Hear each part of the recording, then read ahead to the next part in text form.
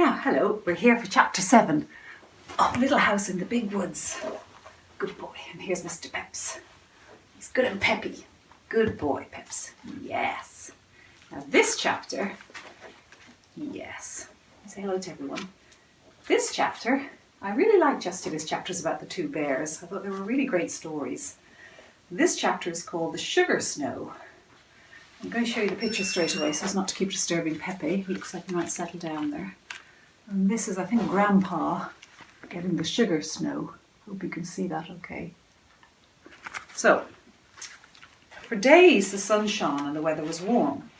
There was no frost on the windows in the mornings. All day the icicles fell one by one from the eaves with soft smashing and crackling sounds in the snowbanks below. The trees shook their wet black branches and chunks of snow fell down. When Mary and Laura pressed their noses against the cold window pane, they could see the drip of water from the eaves and the bare branches of the trees. The snow did not glitter. It looked soft and tired. Under the trees it was pitted where the chunks of snow had fallen, and the banks beside the path were shrinking and settling.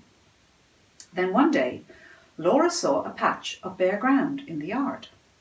All day it grew bigger, and before night the whole yard was bare mud.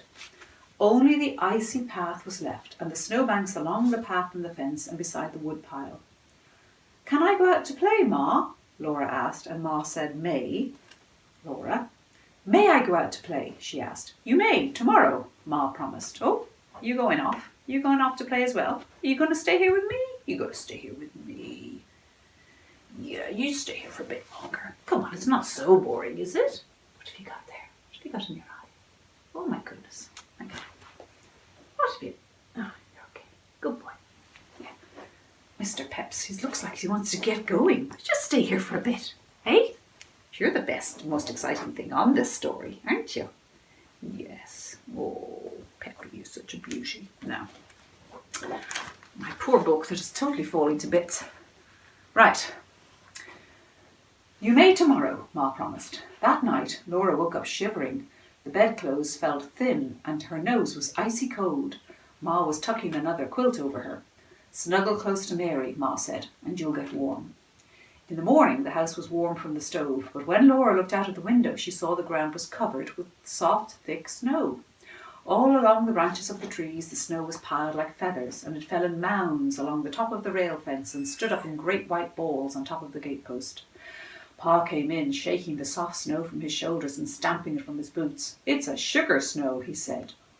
Laura put her tongue quickly to a little bit of the white snow that lay in a fold of his sleeve. It was nothing but wet on her tongue, like any snow. She was glad that nobody had seen her taste it. "Why is it a sugar snow, Pa?" she asked him, but he said he didn't have time to explain now. He must hurry away. He was going to Grandpa's. Grandpa lived further away in the big woods, where the trees were closer together and larger. Laura stood at the window and watched Pa, big and swift and strong, walking away over the snow. His gun was on his shoulder, his hatchet and powder horn hung at his side, and his tall boots made great tracks in the soft snow. Laura watched him until he was out of sight in the woods. It was late before he came home that night. Ma had already lighted the lamp when he came in. Under one arm he carried a large package, and in the other hand was a big covered wooden bucket. "Here, Caroline," he said, handing the package and the bucket to Ma, and then he put the gun on its hooks over the door. "If I'd met a bear," he said, "I could have shot him without dropping my load. I couldn't have shot him without dropping my load." And then he laughed. "And if I dropped that bucket and bundle, I wouldn't have had to shoot him. I could have stood and watched him eat what's in them and lick his chops." Ma unwrapped the package, and there were 2 hard brown cakes, each as large as a milk pan. She uncovered the bucket, and it was full of dark brown syrup. "Here, Laura and Mary," Pa said, and he gave them each a little round package out of his pocket. They took off the paper wrappings, and each had a little hard brown cake with beautiful crinkled edges. "Bite it," said Pa, and his blue eyes twinkled. Each bit off one little crinkle, and it was sweet. It crumbled in their mouths. It was even better than their Christmas candy. "Maple sugar," said Pa. Supper was ready, and Laura and Mary laid the little maple sugar cakes beside their plates while they ate the maple syrup on their bread.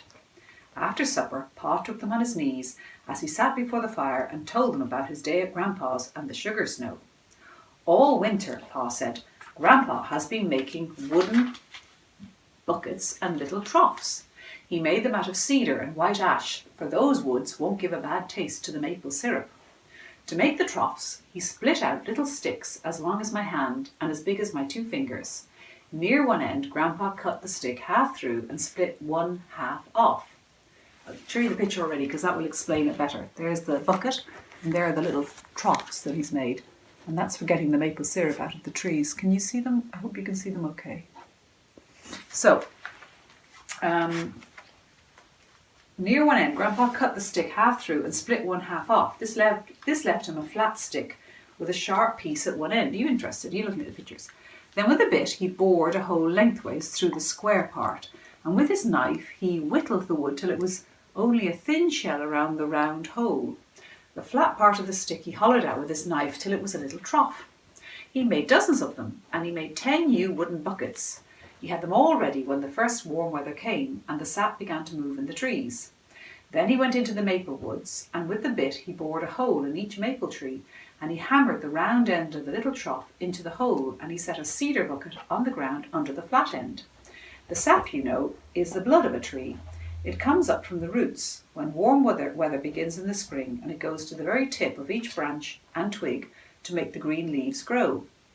Well, when the maple sap came to the hole in the tree, it ran out of the tree and down the little trough and into the bucket. "Oh, didn't it hurt the poor tree?" Laura asked. "No more than it hurts you when you prick your finger and it bleeds," said Pa. Every day Grandpa put on his boots and his warm coat and his fur cap,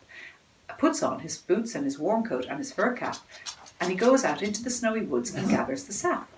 With a barrel on a sleigh, he drives from tree to tree. What do you want? You want to play? Come on up here. I'm not playing. I'm reading, silly boy. Come on up here. Yeah, you want to come up here? I'm going to show everyone the picture. Oh, very good. I'm going to show everyone the picture of Grandpa, and this gives a very good idea of what he's doing. He's collecting the sap. You see? Hope you can see that okay. He drives with a sleigh on a sleigh. He drives from tree to tree and empties the sap from the buckets into the barrel, and then he hauls it onto a big iron kettle that hangs by a chain from a cross timber between 2 trees. He empties the sap into the iron kettle. There's a big bonfire under the kettle, and the sap boils, and Grandpa watches it carefully. The fire must be hot enough to keep the sap boiling, but not hot enough to make it boil over. Every few minutes the sap must be skimmed. Grandpa skims it with a big long-handled wooden ladle that he made out of basswood. When the sap gets too hot, Grandpa lifts ladlefuls of it high in the air and pours it back slowly. This cools the sap a little and keeps it from boiling too fast. When the sap has boiled down just enough, he fills the buckets with the syrup, and after that he boils the sap until it grains when he cools it in a saucer. The instant the sap is graining, Grandpa jumps to the fire and rakes it all out from beneath the kettle. What? You're trying to tell me something. What are you trying to tell me? Yes, you want my attention, that's for sure. But I'm reading my story. Yeah, I'm reading my story, lovey. Oh, yeah, I just really don't like being licked. As much as I love you, Peppy, I don't like being licked. Oh, what are you doing now? He's trying to bite my book. My poor book is in a bad enough state without you biting it, mister. Hang on, I'm going to show a picture of Grandpa. Oh, with his big ladle, look, and the fire, and he's boiling up the maple syrup, you see? Now, the instant the sap is graining, Grandpa jumps to the fire. It's a bit like making jam. You know, when you put the jam in a saucer in the freezer and they put gels, then the jam is ready. So he puts them in, cools it in a saucer, and the instant the sap is graining, he sees in the saucer, Grandpa jumps to the fire and rakes it all out from underneath the kettle. And then as fast as he can, he labels the thick syrup into the milk pans that are standing ready. In the pans, the syrup turns to cakes of hard brown maple syrup. So that is why it's called a sugar snow, because Grandpa is making sugar, Laura asked. No, Pa said, it's called a sugar snow because a snow this time of year means that men can make more sugar. You see, this little cold spell and the snow will hold back the leafing of the trees, and that makes a longer run of sap. When there's a long run of sap, it means that Grandpa can make enough maple syrup to last all the year for common every day, And when he takes his furs to town, he will not need to trade for much store sugar. He will only get a little store sugar to have on the table when company comes. Grandpa must be glad there's a sugar snow, Laura said. Yes, Pa said, he's very glad. He's going to sugar off again next Monday, and he says we must all come. And Pa's blue eyes twinkled. He had been saving the best for the last, and he said to Ma, Hey, Caroline, there'll be a dance. Ma smiled. She looked very happy, and she laid down her mending for a minute. Oh, Charles, she said. And then she went on with her mending, but she kept on smiling. She said, I'll wear my delaine.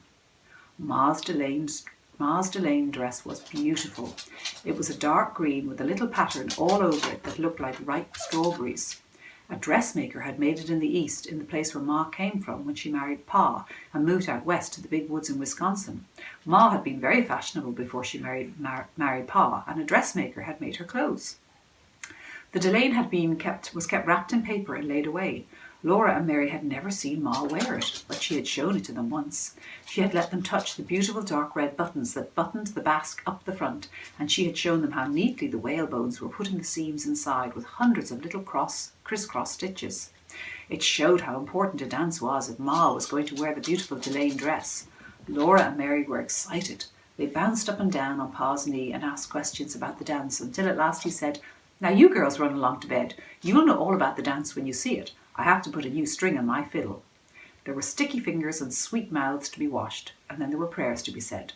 By the time Laura and Mary were snug at the trundle bed, Pa and the fiddle were both singing while he kept time with his foot on the floor.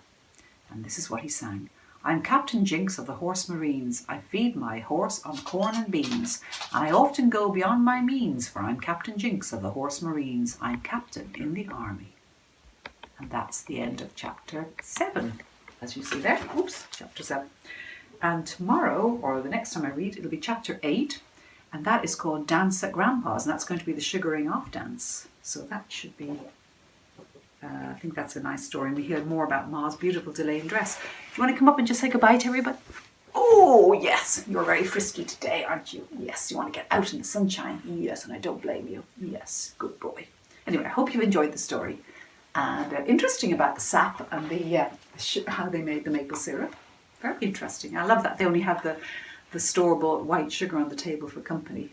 And nowadays we'd all be much more pleased to have maple sugar. I'm sure that would be much more of a treat than boring white store-bought sugar. Anyway, that's it for today. Hola. Woo.